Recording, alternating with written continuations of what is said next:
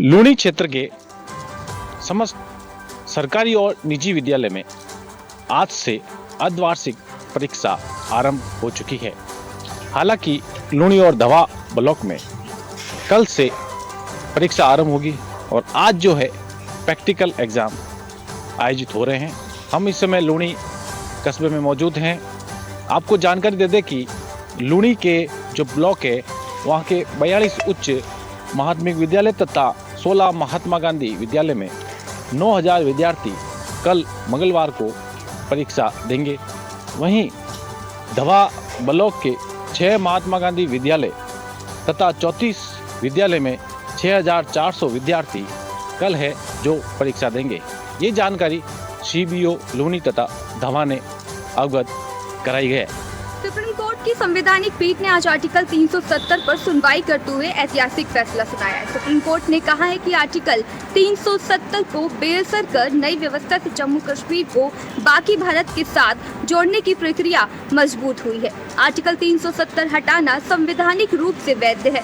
CJI ने सुनवाई के दौरान कहा, हमें सॉलिसिटर जनरल ने बताया कि जम्मू कश्मीर को राज्य का दर्जा वापस दिया जाएगा। लद्दाख केंद्र शासित क्षेत्र रहेगा। हम निर्देश देते हैं कि चुनाव आयोग नए परिसीमन के आधार पर 30 सितंबर 2024 तक जम्मू कश्मीर में विधानसभा चुनाव करवाए जाए। साथ ही राज्य का दर्जा भी जितना जल्द संभव हो बहाल किया जाए।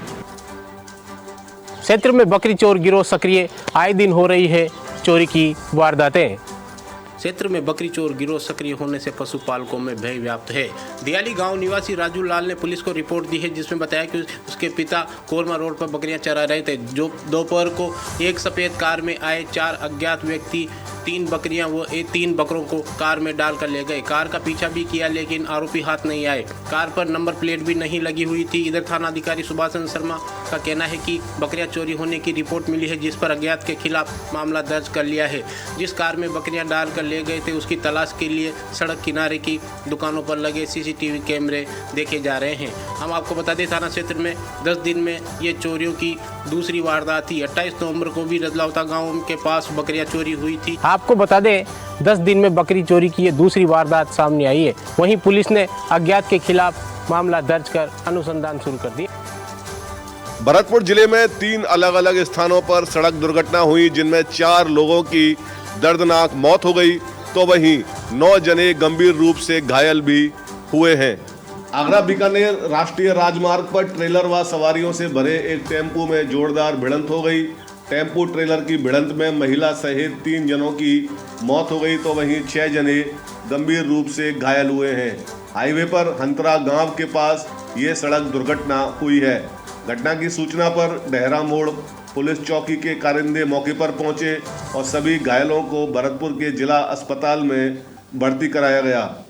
ये टेम्पो सवारियों को भरकर डेहरा मोड़ से हलेना की तरफ जा रहा था और इसी दौरान ये सड़क दुर्घटना हो गई। नेशनल हाईवे पर सड़क क्रॉस करते समय एक युवक की कार की टक्कर से मौत हो गई, तो वहीं भुसावर छौकरवाड़ा रोड पर आर्य विद्यापीठ के पास एक कार डिवाइडर पर चढ़ गई, जिसमें बैठे 3 जने गंभीर रूप से घायल हो गए। महिला थाना पुलिस के हत्थे चढ़ा फर्जी SDM। महिला टीचर के साथ 45 लाख रुपए की थी ठगी। महिला थाना पुलिस ने एक शातिर युवक को गिरफ्तार किया है। युवक पर आरोप है कि उसने फर्जी SDM बनकर एक महिला टीचर के साथ 35 लाख रुपए और जेवरात की ठगी की थी। पुलिस की ओर से सीकर से यह आरोपी को गिरफ्तार किया गया है। DSP ने बताया कि गिरफ्तार आरोपी सीकर का रहने वाला विशाल जागिड़ है। विशाल जागिड़ ने एक महिला टीचर से संबंध बनाते हुए एक प्लॉट खरीदने और बेचने के नाम पर करीब 35 लाख रुपए और जेवरात की ठगी की थी। इस मामले में महिला की ओर से मुकदमा दर्ज कराया गया था। मुकदमा दर्ज होने के बाद से ही आरोपी विशाल जागिड़ फरार चल रहा था। कोर्ट के आदेश पर महिला थाना पुलिस की ओर से आरोपी विशाल जागिड़ को गिरफ्तार किया गया है। हरियाणा द्वारा गुड़गांवा कैनाल में छोड़े गए यमुना जल समझौते के पानी में एक बार फिर 15 मृत गौवंश के बहकर आने से जल संसाधन विभाग की कार्यशैली पर प्रश्न लग गया है। कामा क्षेत्र के गौरक्षकों में ग्रामीणों में विभाग के खिलाफ रोष व्याप्त है। डीग जिले के कामा क्षेत्र में जब जब हरियाणा द्वारा गुड़गांवा कैनाल में यमुना जल समझौते का पानी छोड़ा जाता है तब तब मृत गौवंश बहकर आते रहते हैं। यह सिलसिला थमने का नाम नहीं ले रहा है। अब फिर से गुड़गांवा कैनाल में हरियाणा द्वारा छोड़े गए पानी में 15 मृत गौवंश बहकर आए हैं, जिससे लोगों में आक्रोश व्यक्त है। हालांकि हर बार की तरह जल संसाधन विभाग के अधिकारियों ने मौके पर पहुंचकर जेसीबी की सहायता से पानी से मृत गौवंश को निकालकर दफना दिया है। गौवंश बहकर आने की समस्या समाधान के लिए गौरक्षकों व ग्रामीणों द्वारा हरियाणा से राजस्थान में प्रवेश करने वाली गुड़गांवा कैनाल के बॉर्डर पर गाँव कांकन खोरी में चैन संख्या 36 पर लोहे का जाल लगवाने की मांग वर्षों से की जाती रही है, लेकिन विभाग द्वारा इस पर सुनवाई नहीं की जा रही है, जिससे गौरक्षकों ग्रामीणों में नाराजगी बनी हुई है। मामला जानकारी में आने के बाद विधायक नौक्षम चौधरी ने जल संसाधन विभाग के अधिकारियों को तुरंत प्रभाव से गुड़गांवा कैनाल में हरियाणा राजस्थान बॉर्डर पर लोहे का जाल लगवाने के निर्देश दिए हैं। अब देखना यह है कि विधायक के निर्देशों के बाद जल संसाधन विभाग के अधिकारियों की नींद कब तक खुलती। गुड़ामलन से बाड़मेर जिला मुख्यालय जाने वाली सड़क पर सरकारी बस की सुविधा नहीं होने के कारण यहाँ के लोगों को परेशानियों का सामना करना पड़ रहा है, लेकिन जिम्मेदार अधिकारी है वो इस ओर कोई ध्यान नहीं दे रहे हैं। कई बार सरकार से भी मांग की गई, नेताओं से भी मांग की गई, ज्ञापन भी दिए गए, लेकिन अभी तक सरकारी बस की सुविधा है वो शुरू नहीं हुई है। ऐसे में लोगों को जिला मुख्यालय जाने के लिए परेशानियों का सामना करना पड़ रहा है। ग्रामीण ने कई बार नेताओं व अधिकारियों को ज्ञापन सौंपकर रोडवेज बस शुरू करवाने की मांग की, लेकिन अभी तक कोई समाधान नहीं हुआ है। ऐसे में लोगों को मनमाना किराया देकर जरूरी कामकाज हो या अन्य कोई काम के लिए जिला मुख्यालय जाना पड़ रहा है। गुड़ामलानी की जनता की मांग है कि गुड़ामलानी से बाड़मेर मुख्यालय जाने वाली सड़क पर एक भी सरकारी बस की सुविधा उपलब्ध नहीं है। ऐसे में यहाँ की जो निजी बसें चल रही है वो मनमर्जी किराया वसूल रही है। ऐसे में यहाँ के लोगों को परेशानियों का सामना करना पड़ रहा है। कई बार उपखंड अधिकारी, जिला कलेक्टर और जनप्रतिनिधि नेताओं को भी इस बारे में अवगत कराया, ज्ञापन भी दिए, लेकिन उन्होंने इस ओर कोई ध्यान नहीं दिया गया। ऐसे में यहाँ के लोगों की जो बाड़मेर जिला मुख्यालय जाने के लिए परेशानियों का सामना करना पड़ रहा है। के महाराजपुरा बाग के पास बाइक से गिरकर महिला हुई गंभीर घायल। महिला को स्थानीय लोगों ने पहुंचाया सामान्य चिकित्सालय। ड्यूटी पर तैनात डॉक्टर ने महिला को किया मृतक घोषित। जानकारी देते हुए महिला के पति ने बताया है कि वो पलवल से काम करके मध्य प्रदेश मुरैना जा रहा था, तभी धौलपुर पर महाराजपुरा पास के पास बाइक का संतुलन बिगड़ गया और बैठी हुई महिला गाड़ी से गिर गई। वह गंभीर रूप से घायल हो गई थी। स्थानीय लोगों ने उसे सामान्य चिकित्सालय में भर्ती कराया, जहां ड्यूटी पर तैनात डॉक्टर ने महिला को मृतक घोषित कर दिया है। वहीं पुलिस पूरे मामले की जांच में जुट गई है। महिला के परिजनों द्वारा दी गई तहरीर पर पुलिस ने मामला दर्ज कर लिया है। वहीं महिला के शव का पोस्टमार्टम कराकर परिजनों को सुपुर्द करके पुलिस मामले की जांच में जुट गई है। जयपुर नगर निगम हेरिटेज के महापौर मुनीश गुर्जर के द्वारा समीक्षा बैठक का आयोजन किया गया। समीक्षा बैठक के माध्यम से अधिकारियों और कर्मचारियों को दिशा निर्देश दिए गए। जयपुर नगर निगम हेरिटेज के महापौर मुनीश गुर्जर ने आज समीक्षा बैठक ली। महापौर मुनीश गुर्जर ने कहा कि प्रदेश में नई सरकार का गठन हो गया, जो 10 दिन में हमारी प्रतिष्ठा होगी वही हमारी छवि रहेगी। सफाई व्यवस्था को लेकर ठोस कदम उठाए जाने के दिशा निर्देश दिए गए और सिविल लाइन और नई सड़क बनाए जाने के लिए भी सुझाव दिए गए। उन्होंने कहा कि यहाँ तक उन्होंने नाराजगी जताई कि व्यापार मंडल का नाम नगर निगम की पट्टिकाओं में लिखा जाना एक उचित नहीं है, तो इस मामले से उन्होंने नाराजगी जताई। आवारा पशुओं को पकड़ने के लिए अधिकारियों को भी फटकार लगाई। उन्होंने कहा कि गोविंद जी का मंदिर, तारकेश्वर मंदिर के बारे में आवारा पशु है, उनको इस संबंध में अधिकारियों की क्लास भी लगाई। उन्होंने कहा कि आवारा पशु को पकड़ने के लिए कार्रवाई की जाए। उद्यान शाखा से संबंधित कार्यों को लेकर सारे प्रोजेक्ट को करवाने के लिए उन्होंने जो सीईओ है निगम आयुक्त राजेंद्र शेखावत ने कहा कि इसको स्मार्ट सिटी के माध्यम से भी कराया जा सकता है। जयपुर नगर निगम हेरिटेज के मेयर मुनीश गुर्जर के द्वारा आज समीक्षा बैठक का आयोजन किया गया। क्या समीक्षा बैठक के माध्यम से सफाई और रोड लाइट की जो अव्यवस्था चल रही है उसमें सुधार हो पाएगा? पिछले दिन दीपावली के त्यौहार पर भी कचरे के ढेर लगे। ऐसे हालत में क्या समीक्षा बैठक से अधिकारी कर्मचारी सफाई व्यवस्था और रोड लाइट की व्यवस्था को सही कर पाएंगे? ये तो आने वाला वक्त ही बता पाएगा। बांसवाड़ा में आज भारतीय जनता पार्टी ने उड़ीसा के कांग्रेस राज्यसभा सांसद धीरज साहू के पुतले का दहन किया। उन्होंने नारेबाजी की, वो भ्रष्टाचार के खिलाफ पुतले का दहन किया। उन्होंने साफ नारेबाजी करते हुए कहा कि यह मोदी का राज है, अब भ्रष्टाचार यहाँ नहीं चलेगा। कांग्रेस को उखाड़ फेंकने का समय आ चुका है। अब ये भ्रष्टाचार की नाव यहाँ नहीं चलेगी। जिस तरह से साहू के घर से लाखों रुपए बरामद हुए, उसको लेकर भारतीय जनता पार्टी ने आज पुराने कार्यालय के बाहर साहू का पुतला जलाकर नारेबाजी की व भ्रष्टाचार के खिलाफ जमकर नारेबाजी की। मैं आपको बताना चाहूँगा, लाभचंद पटेल जिला अध्यक्ष, पूर्व चिकित्सा मंत्री भवानी जोशी, पूर्व मंत्री धन सिंह रावत सहित भारतीय जनता पार्टी के पदाधिकारी ने पुतला फूंका। कांग्रेस सांसद धीरज साहू के घर से करोड़ों रुपए का भ्रष्टाचार का खुलासा हुआ है, जिसको लेकर भारतीय जनता पार्टी में खासा आक्रोश है। कांग्रेस भ्रष्टाचार का पर्याय है, मोदी सरकार में यह नहीं चलेगा, जिसको लेकर जमकर नारेबाजी की गई।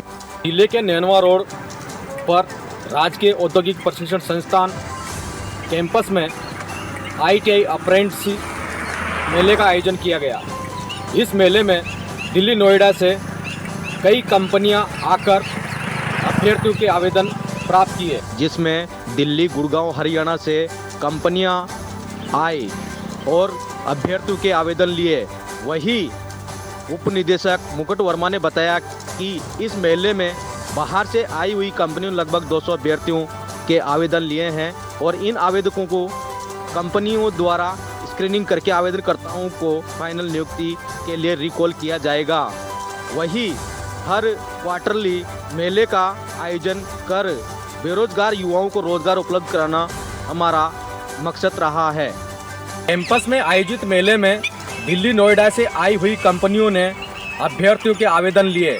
वही उप निदेशक मुकुट वर्मा ने बताया कि आज लगभग 200 आवेदन कंपनियों ने लिए हैं और इस प्रकार से रोजगार मेले का हम हर क्वार्टरली आयोजन करते हैं, जिसके माध्यम से बेरोजगारों को रोजगार उपलब्ध हो सके। रिश्तों को शर्मसार करने वाली घटना जोधपुर में आई सामने। कलयुगी बेटे ने की बाप की हत्या। विवेक विहार थाना क्षेत्र के सालावास रोड की है पूरी घटना। जोधपुर के विवेक विहार थाना क्षेत्र के सालावास रोड इलाके में साबुन फैक्ट्री के पीछे रह रहे एक कलयुगी बेटे ने अपने बाप की हत्या कर दी। बताया जा रहा है कि रात के वक्त मामूली विवाद हुआ। विवाद के बाद मारपीट हुई और कलयुगी बेटे ने मारपीट करने के बाद जब पिता को धक्का दिया तो पिता का सर चूल्हे पर जाकर लगा और उसकी वजह से उनकी मौत हो गई। सूचना मिलने पर विवेक विहार थाना पुलिस मौके पर पहुंची और शव को मथुरा दास माथुर अस्पताल की मोर्चरी में रखवाया। पुलिस के अनुसार बोर्ड बनवाकर शव का पोस्टमार्टम करवाया जा रहा है। पूरी घटना में विवेक विहार थाना पुलिस ने बड़े बेटे की रिपोर्ट पर मुकदमा दर्ज कर अनुसंधान शुरू कर दिया है। बदमाश बेखौफ होते जा रहे हैं। बदमाशों की बेखौफी का अंदाजा इस बात से लगाया जा सकता है कि बीती रात को गंगापुर थाना क्षेत्र के आमली गांव में एक एटीएम को बदमाश उखाड़ ले गए। बदमाश एटीएम में रखा करीब 15 लाख रुपए का कैश भी अपने साथ लेकर फरार हो गए। पूरी घटना गंगापुर थाना क्षेत्र के आमली गांव की है, जहां बदमाशों ने SBI बैंक के एटीएम को लूट लिया। इस पूरी घटना को सीसीटीवी फुटेज में कैद हो गई, मगर आज शाम तक पुलिस किसी भी तरह से किसी निष्कर्ष पर नहीं पहुंच पाई है। गंगापुर थाना पुलिस सीसीटीवी फुटेज का बारीकी से आकलन कर रही है। बताया जा रहा है कि कुछ समय पहले भी आमली गांव के SBI बैंक का एटीएम इसी तरह से बदमाशों ने तोड़ लिया था और उसमें से रखी नकदी लेकर फरार हो गए थे। प्रदेश के एकमात्र हिल स्टेशन माउंट आबू पर लगातार सर्दी का सितम जारी है। सोमवार को माउंट आबू का न्यूनतम तापमान जमाव बिंदु पर रहा और मौसम विभाग द्वारा यहां का तापमान 0 डिग्री दर्ज किया गया। बढ़ते सर्दी के सितम को भगाने के लिए लोग अलाव का सहारा ले रहे हैं। सिरोही जिले में सर्दी का प्रकोप लगातार बढ़ता ही जा रहा है। प्रदेश के एकमात्र हिल स्टेशन माउंट आबू में लगातार पारे में गिरावट दर्ज की जा रही है। सोमवार को माउंट आबू का न्यूनतम तापमान 0 डिग्री व अधिकतम तापमान 21 डिग्री दर्ज किया गया। लोग सर्दी को भगाने के लिए अलाव और गर्म कपड़ों का सहारा ले रहे हैं। वहीं सर्दी के मौसम का लुत्फ उठाने के लिए बड़ी संख्या में पर्यटक भी माउंट आबू का लुत्फ कर रहे हैं और इस मौसम का मजा ले रहे हैं। पर्यटक गर्म व्यंजनों और गर्म कपड़ों के सहारे सर्दी भगाने का यत्न करते देखे गए। आज सुबह पर्यटक नक्की लेक पर चाय की चुस्कियों के सहारे सर्दी के मौसम का मजा लेते नजर आए। वहीं सर्दी के इस मौसम में माउंट आबू घूमने आ रहे पर्यटक इस मौसम का जमकर लुत्फ उठा रहे हैं। चाय की चुस्की और गर्म व्यंजनों के सहारे पर्यटक सर्दी भगाने का यत्न कर रहे हैं। मौसम विभाग के अनुसार आने वाले दिनों में सर्दी का प्रकोप और ज़्यादा बढ़ सकता है। शिक्षा विभाग के छोटे बच्चों को उन्नयन की कवायद, प्री स्कूल में नटखट शिक्षण संदर्शिका के माध्यम से कराएंगे पढ़ाई। पुस्तक में खास विशेषता QR कोड के माध्यम से खुलेगा लिंक, जिससे रोचक एवं प्रभावी होगा शिक्षण कार्य। बावनवास अब प्री स्कूल के नौनियाल खेल के विभिन्न शैक्षणिक गतिविधियों के माध्यम से शिक्षा ग्रहण करेंगे। इसके लिए शिक्षा विभाग लेकर आया है नटखट पुस्तक, और इस पुस्तक की खास विशेषता है इसमें शिक्षकों को QR कोड की सहायता से वीडियो लिंक करते हुए एक TML बनाने के बारे में बताया गया है, जिनका उपयोग करके शिक्षण कार्य को और अधिक रोचक एवं प्रभावी बनाया जा सकता है। साथ ही आंगनवाड़ी और महात्मा गांधी में समन्वित प्री प्राइमरी कक्षाओं के लिए इस पुस्तक में विभिन्न गतिविधियों को समाहित भी किया गया है। पुस्तक का नामांकन करने वाले और लेखक समूह में शामिल गंगापुर सिटी जिले के बाटोदा निवासी गजेंद्र सिंह सोलंकी ने बताया कि इसमें सजाए गए खिलौनों को सीमित खर्चे में तैयार किया जा सकता है। मध्य प्रदेश के मुख्यमंत्री का नाम हो गया तय। करीब सप्ताह भर के बाद मुख्यमंत्री और उप मुख्यमंत्री के नाम हुए तय।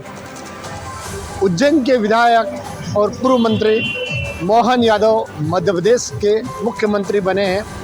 वहीं मंदसौर जिले के मल्हारगढ़ विधानसभा के भाजपा प्रत्याशी जो मंत्री थे, वाणिज्य कर मंत्री जगदीश देवड़ा, वो उप मुख्यमंत्री बने हैं। वहीं रीवा के विधायक और पूर्व ऊर्जा मंत्री राजेंद्र शुक्ल को भी उप मुख्यमंत्री की कुर्सी मिली है। अब मध्य प्रदेश में 2 मुख्यमंत्री होंगे और 1 मुख्यमंत्री होगा। ऐसा में अब मध्य प्रदेश की जनता को 3 मुख्यमंत्री मिले हैं, क्योंकि इस बार पहली बार ऐसा हुआ है जहां 1 मुख्यमंत्री के साथ 2 उप मुख्यमंत्री देखने को मिलेंगे और सुनने को मिलेंगे, और क्षेत्र की जनता को नए विकास के आयाम भी देखने को मिलेंगे। उदयपुर जिले के गोगुंदा पिंडवाड़ा हाईवे पर लकड़ियों से भरे एक ट्रक में आग लग गई। यह ट्रक चित्तौड़ से उदयपुर होते हुए गुजरात पालनपुर की ओर जा रहा था, लेकिन देर रात ट्रक में शॉर्ट सर्किट के चलते आग लग गई। यह घटना देवला के समीप हुई है। घटना के बाद बेकरिया थानाधिकारी प्रभु सिंह चुंडावत मौके पर पहुंचे और उनकी सूचना पर फायर ब्रिगेड भी मौके पर पहुंची, लेकिन तब तक ट्रक पूरी तरीके से जलकर खाक हो चुका था। हालांकि मौके पर क्रेन मंगवाई गई और क्रेन की मदद से कुछ लकड़ियों को दूर करके आग को कम करने का प्रयास किया गया। हालांकि इस पूरे घटनाक्रम में करीब 4 घंटे की मशक्कत के बाद आग पर काबू पाया जा सका। इस दौरान रोड पर लंबा जाम लग गया।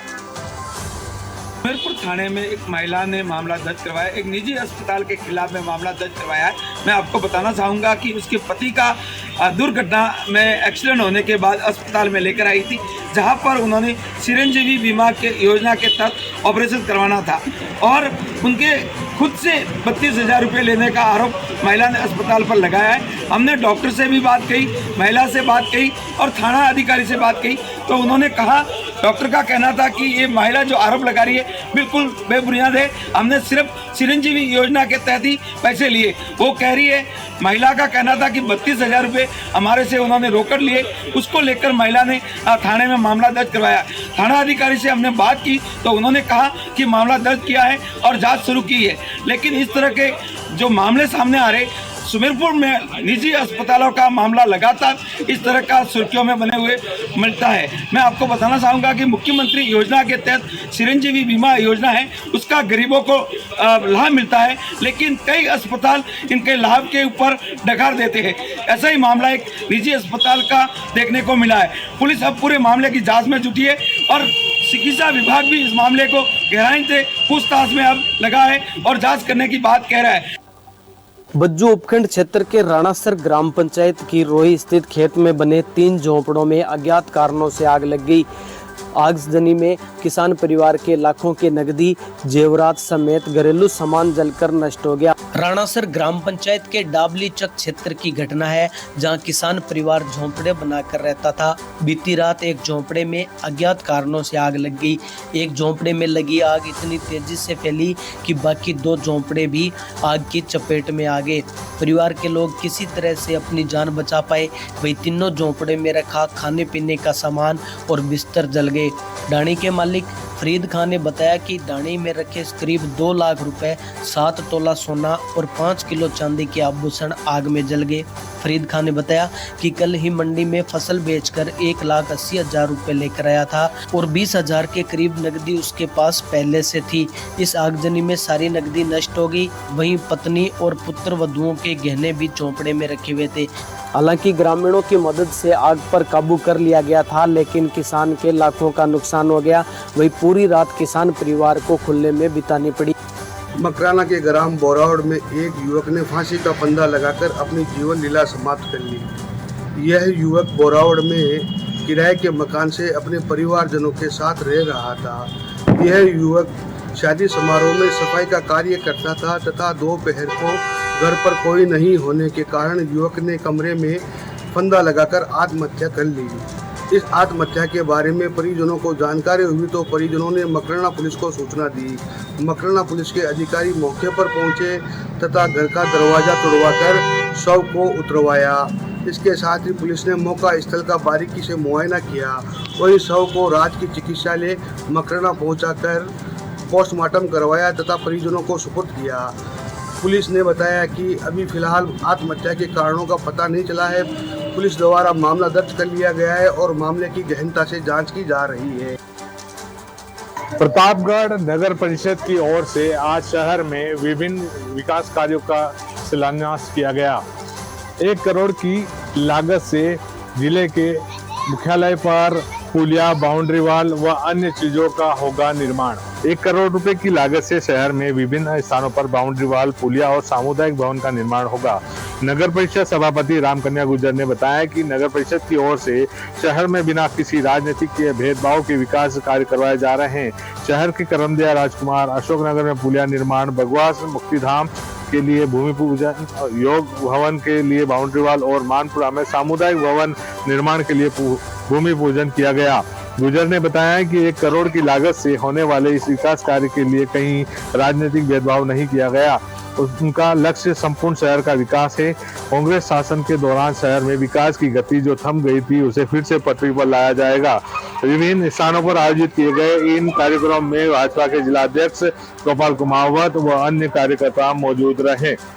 लाखों रुपए के शिलान्यास के कार्यक्रम हुए। आज सभापति रामकन्या गुर्जर ने कहा कि अब सरकार के साथ साथ अब नगर परिषद का भी जल्द से विकास हो पाएगा। खबर अजमेर से है, जहां कोहरीबाऊ कोटड़ा उपाध्याय नगर में एक युवक ने संदिग्ध परिस्थितियों में फंदा लगाकर जान दे दी है। घर के ऊपरी मंजिल पर बने कमरे पर लड़के शुभम को देख परिजनों ने मामले की जानकारी पुलिस को दी। सूचना पर कृष्णगंज थाना पुलिस मौके पर पहुंची। पुलिस ने शव को कब्जे में लेकर मोर्चरी में भिजवाया, लेकिन परिजनों ने पोस्टमार्टम कराने से इनकार कर दिया। मामले को संदिग्ध मानकर पुलिस ने जाँच शुरू कर दी है। परिजनों को लिखकर देने पर शव सुपुर्द कर दिया है। अलवर में लक्ष्मणगढ़ थाना क्षेत्र के मौजपुर स्थित एसएसबी ट्रेनिंग सेंटर में एक इंस्पेक्टर की हार्ट अटैक से मौत हो गई। सूचना के बाद लक्ष्मणगढ़ थाना पुलिस ने मृतक का शव पोस्टमार्टम के लिए भिजवाया और मामले की जांच शुरू कर दी। मौजपुर स्थित एसएसबी ट्रेनिंग सेंटर में एक इंस्पेक्टर की हार्ट अटैक के बाद मौत होने की खबर सामने आई है।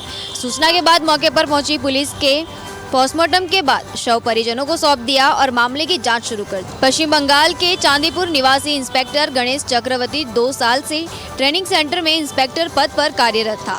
वह कमरे में आराम करने गया और उसी दौरान अचानक हार्ट अटैक से उसकी मौत हो गई। फिलहाल पुलिस ने पोस्टमार्टम के बाद शव परिजनों को सौंप दिया और हार्ट अटैक आने का कारणों की जाँच शुरू। गुलाबी नगरी का मौसम अब बदलने लगा है। जैसे जैसे जनवरी का महीना नज़दीक आ रहा है वैसे वैसे जो है सर्दी का सितम अब बढ़ने लगा है।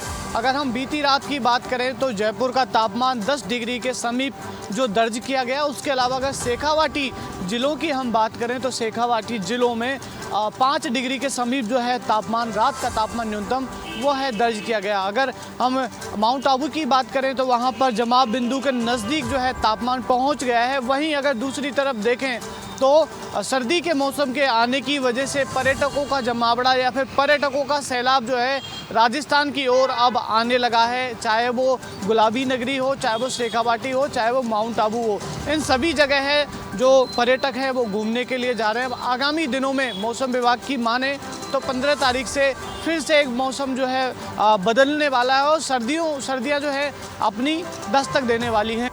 राजधानी जयपुर शहर में महेश नगर थाना पुलिस ने बड़ी कार्रवाई करते हुए एक शातिर ठग को गिरफ्तार किया है। गिरफ्तार आरोपी का नाम जगमोहन मीणा है, जो कि मूल रूप से आदर्श नगर इलाके का रहने वाला है। आरोपी जगमोहन मीणा ने एक पार्वती नाम की 70 वर्षीय महिला को अपना शिकार बनाया था। आरोपी अपने घर के बाहर खड़ी पार्वती के यहाँ पर आया और उसको अपनी बातों में उलझा लिया। सम्मोहित करते हुए आरोपी जगमोहन मीणा ने बुजुर्ग महिला के कान के सोने के टॉप्स उतरवा लिए और यहाँ से रफू चक्कर हो गया। कुछ देर तक महिला सम्मोहित रही। जैसे ही बुजुर्ग महिला पार्वती अपने घर के अंदर पहुंची तो परिजन उनके कान के टॉप्स देखकर हैरत में रह गए। कानों के टॉप्स गायब थे। घटना के बाद परिजनों ने महेश नगर थाना पुलिस को सूचना दी। सूचना के बाद पुलिस की टीम मौके पर पहुंची और आसपास के सीसीटीवी फुटेज खंगाले। सीसीटीवी फुटेज के दौरान एक शख्स कान के टॉप्स उतरवाते हुए नजर आया और साथ में बातों में उलझाकर पार्वती देवी को गले भी लगा लिया। सीसीटीवी फुटेज के आधार पर पुलिस ने मामले की जांच पड़ताल करते हुए आरोपी जगमोहन मीणा को गिरफ्तार कर लिया। फिलहाल पुलिस की टीम आरोपी जगमोहन मीणा से पूछताछ कर रही है। हालांकि पूछताछ के दौरान आरोपी ने सोने के टॉप्स उतरवाना कबूल कर लिया। पुलिस ने आरोपी की निशानदेही पर सोने के टॉप्स आरोपी से बरामद कर लिए हैं। पुलिस की टीम अब आरोपी से पूछताछ कर इससे जुड़े तमाम साथियों की तलाश में जुट गई है। रक्षा मंत्री राजनाथ सिंह कल एक दिवसीय दौरे पर जयपुर में रहेंगे, जहां वो है भाजपा कार्यालय पर भाजपा विधायक दल की बैठक लेंगे। साथ ही कल ही राजस्थान में सीएम का चेहरा भी तय हो जाएगा। उनकी सुरक्षा व्यवस्था का जायजा लेने एडिशनल कमिश्नर राहुल प्रकाश भाजपा कार्यालय पहुंचे, जहां समाचार प्रेस से खास बातचीत में उन्होंने कहा कि एयरपोर्ट से लेकर भाजपा कार्यालय तक सभी रूट तय कर दिए गए हैं और सुरक्षा में कोई कोताही नहीं बरती जाएगी। साथ ही जयपुर में कुछ रूट डाइवर्ट किए जाएंगे। सबसे बड़े अस्पताल मृत एवं शिशु इकाई में इन दिनों बंदरों का आतंक थमने का नाम नहीं ले रहा है। बंदर जच्चा वार्ड से लेकर डिलीवरी रूम तक चक्कर लगाते हुए नजर आते हैं, लेकिन अस्पताल प्रशासन मौन बैठा हुआ है। खास बात तो यह है कि बंदरों ने दर्जनों बार यहाँ पर घटनाओं को अंजाम दे दिया है, फिर भी जिला प्रशासन मौन बैठा हुआ है। दरअसल करौली जिले के सबसे बड़े मृत एवं शिशु इकाई अस्पताल में बंदरों का आतंक थमने का कतई नाम नहीं ले रहा है। इस अस्पताल में बंदर जमकर हुड़दंग मचाने के साथ आए दिन अस्पताल में इलाज कराने आए मरीजों और उनके परिजनों पर छीना झपटी कर देते हैं। और तो कई बार ये बंदर डिलीवरी कराने आई महिलाओं और उनके साथ आए परिजनों को भी घायल कर चुके हैं। सबसे बड़ी बात तो यह है कि यह बंदर आम लोगों की तरह अस्पताल परिसर के अंदर महिला वार्ड, चिकित्सकों के केबिन और लेबर रूम के अंदर भी बैठे और घूमते हुए नजर आते हैं। और हाल ही में पीजी करने आए डॉक्टर भी इन बंदरों से परेशान हैं। बंदरों ने भी इनको नौका झकी करने से अभी तक अछूता नहीं छोड़ा है, फिर भी जिम्मेदार मौन बैठे हैं। अब यह देखना होगा कि खबर चलने के बाद जिला प्रशासन, अस्पताल प्रशासन इन बंदरों के खिलाफ क्या एक्शन लेता है। कोटा सुपरी नेशनल हाईवे 27 पर चंडालिया गांव के पास गोवंश से भरा हुआ एक ट्रक पुलिस ने बजरंग दल कार्यकर्ताओं की सूचना पर पकड़ा है, जिसमें से करीब 38 गोवंश बरामद किए हैं। वहीं सूचना पर केलवाड़ा थानाधिकारी छाजू सिंह के नेतृत्व में टीम पहुंची। वहीं उसमें से करीब 38 गोवंश को पकड़ा है। वहीं आपको बता दें कि ये गोवंश से भरा हुआ ट्रक रणवासी की ओर से आ रहा था। वहीं बजरंग दल के कार्यकर्ता इसका पीछा कर रहे थे और पुलिस को सूचना दी। मौके पर पुलिस पहुंची और उस दौरान ट्रक को रोका तो ट्रक चालक ट्रक छोड़ के भाग गए थे। वहीं इस ट्रक के साथ करीब 38 गोवंश को पकड़ा है। हेड कांस्टेबल आशीष यादव ने बताया कि ग्रामीण व पुलिस की मदद से बजरंग दल कार्यकर्ताओं ने एक ट्रक को पकड़ा है। वहीं ट्रक में 38 गोवंश बरामद किए हैं, जिनको एक गौशाला में छोड़ दिया है। चूरू की दूधवाखारा पुलिस ने तार चोरी के 2 आरोपियों को किया अरेस्ट। कोर्ट में पेश कर भेजा जेल। चूरू की दुधबखरा पुलिस ने हाई वोल्टेज लाइन की तार चोरी करने के आरोप में 2 युवकों को उनके गांव से गिरफ्तार किया है। पुलिस ने दोनों आरोपियों को सोमवार को कोर्ट में पेश कर जेल भिजवा दिया।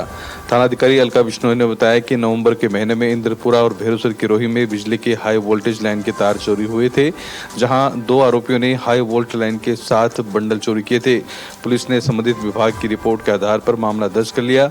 मामले की जांच कर रही थानाधिकारी अलका बिश्नोई ने रविवार रात खींवसर निवासी 40 वर्षीय मांगीलाल धानक और चलकोई बनी रोहतान निवासी 24 वर्षीय मुकेश सिंह से पूछताछ की, जहां पूछताछ के बाद दोनों को उनके घर से गिरफ्तार किया गया है। थानाधिकारी अलका बिश्नोई ने बताया कि गिरफ्तार आरोपियों में से एक आरोपी का भाई होमगार्ड है और अपने भाई के होमगार्ड होने के नाते वो बचने की फिराक में था, लेकिन पुलिस ने कार्रवाई करते हुए आरोपी को गिरफ्तार कर लिया। आमेर थाना सर्कल के गोरेला कुआं में पुलिस को खुली चुनौती देते हुए अज्ञात चोरों ने भगवान चारभुजानाथ के मंदिर को बनाया निशाना। आमेर के गोरेला कुआं में बीती रात अज्ञात बदमाशों ने चारभुजा मंदिर के ताले तोड़कर चोरी की वारदात को अंजाम दिया। बदमाशों ने मंदिर की गुल्लक में रखी नकदी और चांदी के छत्र के साथ पूजन की सामग्री भी चोरी कर ली। सुबह वारदात का पता चलने पर ग्रामीणों ने आमेर पुलिस को घटना की सूचना दी और पुलिस मौके पर पहुंची। वहीं गांव में लगे सीसीटीवी कैमरे में एक बाइक पर सवार 3 अज्ञात बदमाशों की तस्वीर सामने आई है। मंदिर के पास लगे सीसीटीवी कैमरे में बाइक सवार 3 संदिग्धों को चोर मानते हुए पुलिस ने आरोपियों की तलाश शुरू कर दी है।